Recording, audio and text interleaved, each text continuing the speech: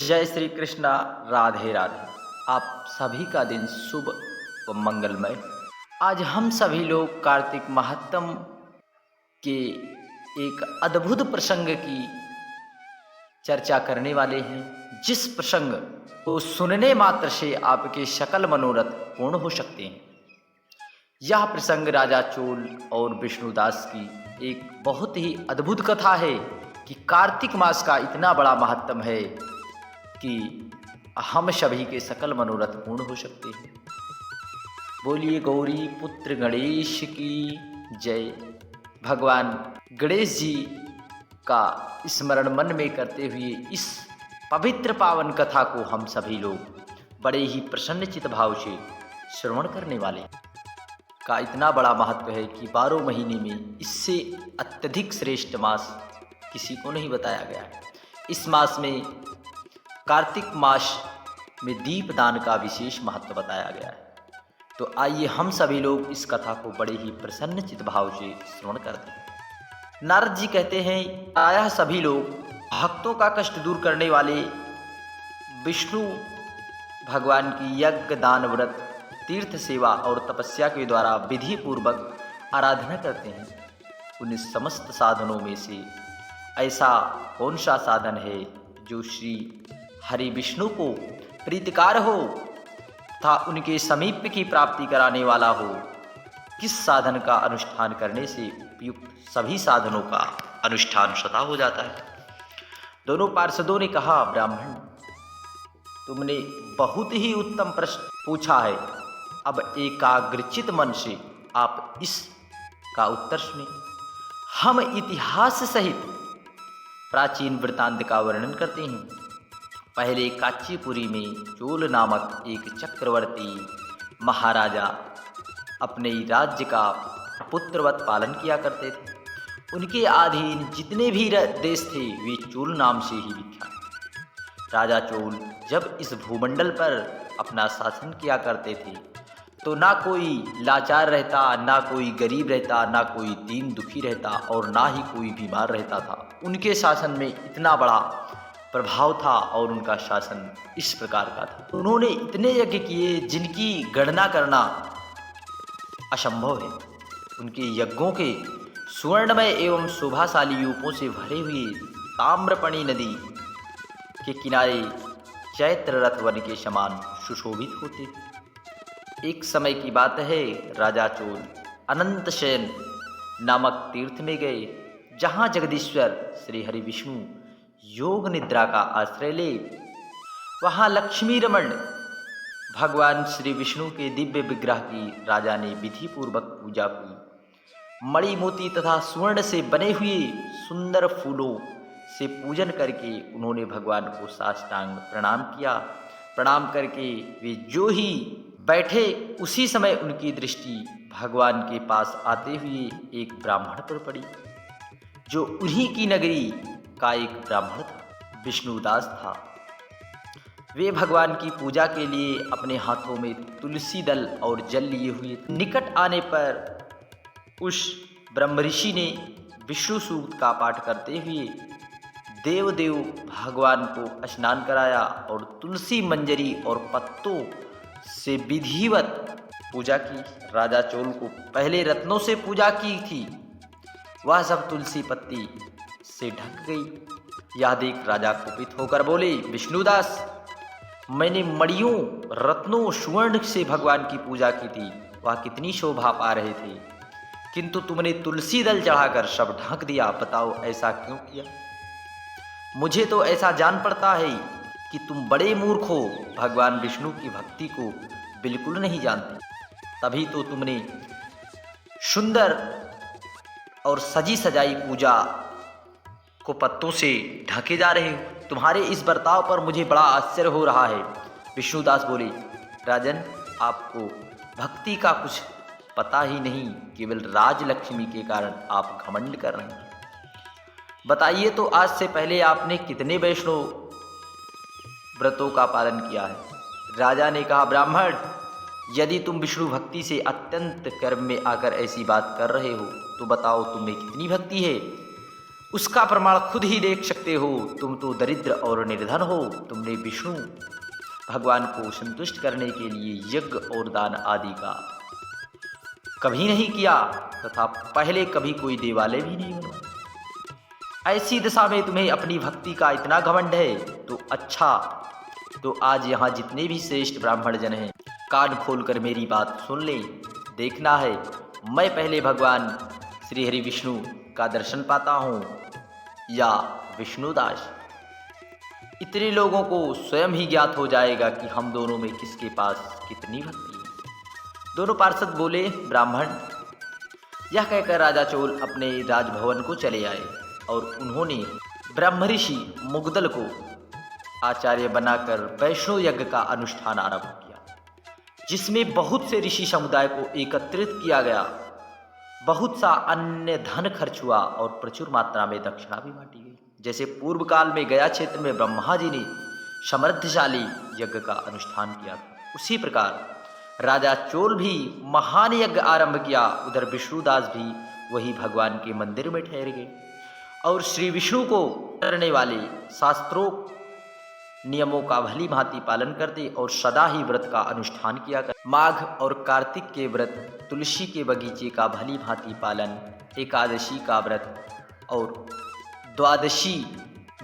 एकादशी व्रत, द्वादशाक्षर मंत्र का जप तथा गीत नृत्य आदि मांगलिक उत्सवों के साथ षोडशोपचार प्रतिदिन श्री विष्णु की पूजा करते। यही उनकी जीवनचर्या थी। वे इन्हीं व्रतों का पालन करते, चलते खाते सोते समय निरंतर ही भगवान श्री हरि विष्णु का स्मरण करते। वे समदर्शी थे और संपूर्ण प्राणियों से भगवान विष्णु को स्थित देखते। उन्होंने भगवान विष्णु के संतोष के लिए उद्यापन विधि सहित माघ और कार्तिक के विशेष विशेष नियमों का भी सर्वदा पालन किया। इस प्रकार राजा चोल और विष्णुदास दोनों ही भगवान के परम भक्त थे और वे भगवान की आराधना भी करने लगे। दोनों ही अपने अपने व्रतों में स्थित रहते, दोनों ही इंद्रिय और दोनों ही कर्म में भगवान में ही केंद्रित थे। एक दिन की बात है, विष्णुदास ने नित्य कर्म करके पश्चात भोजन तैयार किया, किंतु उसे किसी ने चुरा लिया। चुराने वाले पर किसी की दृष्टि नहीं पड़ी। विष्णुदास ने देखा भोजन गायब है, फिर भी दोबारा भोजन नहीं बनाया, क्योंकि ऐसा करने पर सायंकाल की पूजा के लिए अवकाश नहीं मिलता। अतः प्रतिदिन के नियम के भंग हो जाने का भय था। दूसरे दिन उसी समय भोजन बनाकर वे जो ही भगवान विष्णु को भोग लगाने के लिए गए, तो ही कोई आकर फिर सारा भोजन हड़प लिया। इस प्रकार लगातार 7 दिन तक कोई आकर उनके भोजन का अपहरण करता। इससे विष्णु दास को बड़ा ही विस्मय हुआ। वे मन ही मन निश्चय कर लिए कि अहो, यह कौन प्रतिदिन आकर मेरी रसोइयाँ चुरा ले जाता है। मैं क्षेत्र संन्यास ले चुका हूँ, अतः अब किसी तरह इस स्थान का परित्याग भी नहीं कर सकता। यदि दोबारा भोजन करूंगा तो सायंकाल की पूजा कैसे छोड़ दूं? कोई सा भी पाक बनाकर मैं तुरंत तो भोजन करूंगा भी नहीं। जब तक सामग्री भगवान विष्णु को निवेदन ना कर लूं, तब तक मैं भोजन नहीं करता। प्रतिदिन उपवास करने से मैं इस व्रत की समाप्ति तक जीवित कैसे रह जाऊंगा? आज मैं रसोई की भली भांति रक्षा करूंगा। यो सोचकर भोजन बनाने के पश्चात भी वहीं कहीं छिपकर खड़े हो गए। इतने में ही एक चांडाल दिखाई दिया, जो रसोइयों का अन्न हड़प ले जाने को तैयार खड़ा हुआ। भूख के मारे उसका सारा शरीर दुर्बल हो रहा था, मुख पर दीनता छा रही थी, शरीर में हाड़ और चाम के सिवा कुछ भी नहीं था। उसे देखकर श्रेष्ठ ब्राह्मण विष्णुदास का हृदय करुणा से व्यथित हो उठा। उन्होंने भोजन लेकर जाते हुए चांडाल पर दृष्टि डाली और कहा, भैया ठहरो ठहरो, क्यों रूखा सूखा खाते हो? यह घी तो लेते जाओ। इस तरह बोलते हुए विप्रवर विष्णुदास को आते देख चांडाल बड़े वेग से भागा और भय से मूर्छित होकर गिर पड़ा। चांडाल को भयभीत और मूर्छित देख द्विज श्रेष्ठ विष्णुदास वेग से चलकर उनके पास पहुंचे और करुणावश अपने वस्त्र के किनारे से उसको हवा करने लगे। तदंतर जब वह चांडाल उठकर खड़ा हुआ तो विष्णुदास ने देखा वह चांडाल नहीं, साक्षात भगवान श्री हरि विष्णु शंख चक्र गदा और पद्म धारण किए सामने विराजमान है। कटी में पीतांबर, चार भुजाएं, हृदय में श्रीवस्त्र का चिन्ह तथा मस्तक पर किरीट शोभा पा रहे थे। अलसी के फूल की अति श्याम सुंदर शरीर और कौस्तुभ मणि से जगमगाते हुए वक्ष स्थल की अपूर्व शोभा हो रही। अपने प्रभु को प्रत्यक्ष देखकर द्विज श्रेष्ठ विष्णुदास सात्विक भाव के वशीभूत हो गए। वे स्तुति और नमस्कार करने में भी समर्थ ना हो सके। उस समय वहां इंद्र आदि सभी देवता आकर गंधर्व और अप्सराएं नाच गाने लगी। वहां सैकड़ों विमानों से भरा और देव ऋषियों के समुदाय से सुशोभित होने लगा। चारों ओर गीत और वाद्यों की ध्वनि छा गई। तब भगवान विष्णु ने सात्विक व्रत का पालन करने वाले अपने भक्त विष्णुदास को छाती से लगा लिया और उन्हें अपने ही जैसे रूप देकर वे वैकुंठ को धाम को ले चले गए। उस समय यज्ञ में दीक्षित हुए राजा चोल ने देखा विष्णुदास एक दिव्य विमान पर बैठकर भगवान विष्णु के समीप जा रहा है। विष्णुदास को वैकुंठ धाम जाते देख राजा ने तुरंत ही अपने महर्षि मुग्दल को बुलाया और इस प्रकार कहना आरंभ कर दिया। राजा बोले, जिसके साथ लागडाट होने के कारण मैंने यह यज्ञ आदि कर्म का अनुष्ठान किया, आज वह ब्राह्मण श्री हरि विष्णु का भगवान विष्णु का रूप धारण करके मुझसे पहले ही वैकुंठ धाम जा रहा है।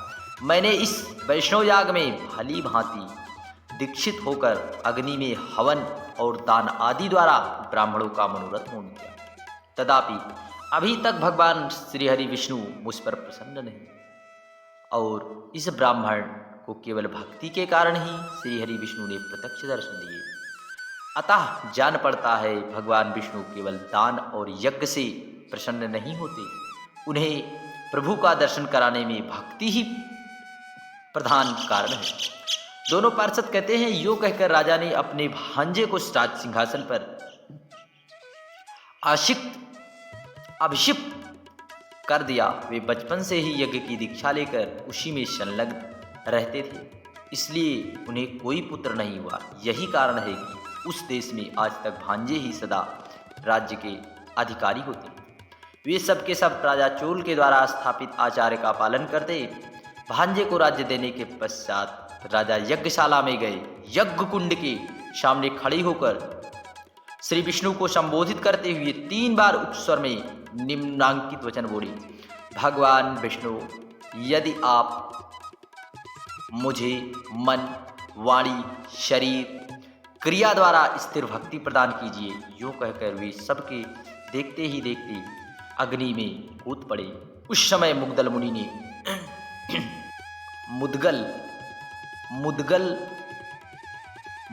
मुनि ने क्रोध में आकर अपनी शिखा उखाड़ डाली। तभी से आज तक उस गोत्र में उत्पन्न होने वाले समस्त मुद्गल ब्राह्मण बिना शिखा के ही रहते। राजा जो ही अग्निकुंड में कूदे, उसी समय भक्तवत्सल भगवान श्री हरि विष्णु प्रकट हो गए और उन्हें छाती से लगाकर एक श्रेष्ठ दिव्य विमान पर बैठाया और अपने साथ लेकर उन देवेश्वर ने देवताओं सहित वैकुंठ धाम में प्रस्थान किया। दोनों भक्तों में जो विष्णुदास थे वे पुण्यशील थे, प्रसिद्ध भगवान के पार्षद हुए और राजा चोल ने उनका नाम सुशील हुआ। वे दोनों ही हैं लक्ष्मी जी के प्रीतम। श्री हरि हमें अपने सामने रूप देकर अपना द्वारपाल बना लिया। इसलिए धर्मयज्ञ ब्राह्मण, तुम भी सदा भगवान विष्णु के व्रत में रहो। मात्सर्य और दंभ का परित्याग कर सर्वत्र समान दृष्टि रखो। तुला, मकर और मेष की संक्रांति में सदा प्रातः स्नान किया करो। एकादशी के व्रत में लगे रहो। तुलसी वन की रक्षा करो। ब्राह्मणों, गौओं और वैष्णवों की सदा ही सेवा करो। मसूर, काजी और बैगन खाना छोड़ दो। धर्मदत्त, ऐसा करने से तुम भी शरीर का अंत होने पर विष्णु के परम पद को प्राप्त करोगे। जैसे हम लोगों ने भगवान की भक्ति से ही उन्हें पाया है, उसी प्रकार तुम भी उन्हें प्राप्त कर लोगे। जन्म से लेकर आज तक जो श्री हरि विष्णु को संतुष्ट करने वाला यह व्रत किया, इससे यज्ञ, दान और तीर्थ भी बड़े नहीं। विप्रवर तुम धन्य हो, क्योंकि तुमने जगत गुरु भगवान श्री हरि विष्णु को प्रसन्न करने वाले इस व्रत का अनुष्ठान किया है, जिसके एक भाग का पुण्य पाकर ही प्रेत योनि में पड़ी हुई कलहा मुक्त हो गई। अब हम लोग इसे भगवान विष्णु के लोक ले जा रहे हैं। इस प्रकार विमान पर बैठे हुए विष्णु के दूतों ने धर्मदत्त को उपदेश देकर कलहा के साथ विष्णु धाम की यात्रा की। तत्पश्चात धर्मदत्त भी विष्णु पूर्ण विश्वास के साथ उस व्रत में लगे रहे और शरीर का अंत होने पर अपनी दोनों पत्नियों के साथ भगवान के परम धाम को चले गए। जो पुरुष इस प्राचीन इतिहास को सुनता और सुनाता है, वह जगत गुरु भगवान की कृपा और उनका साहित्य प्राप्त करने वाला उत्तम गति को प्राप्त करता है। जय श्री हरि विष्णु।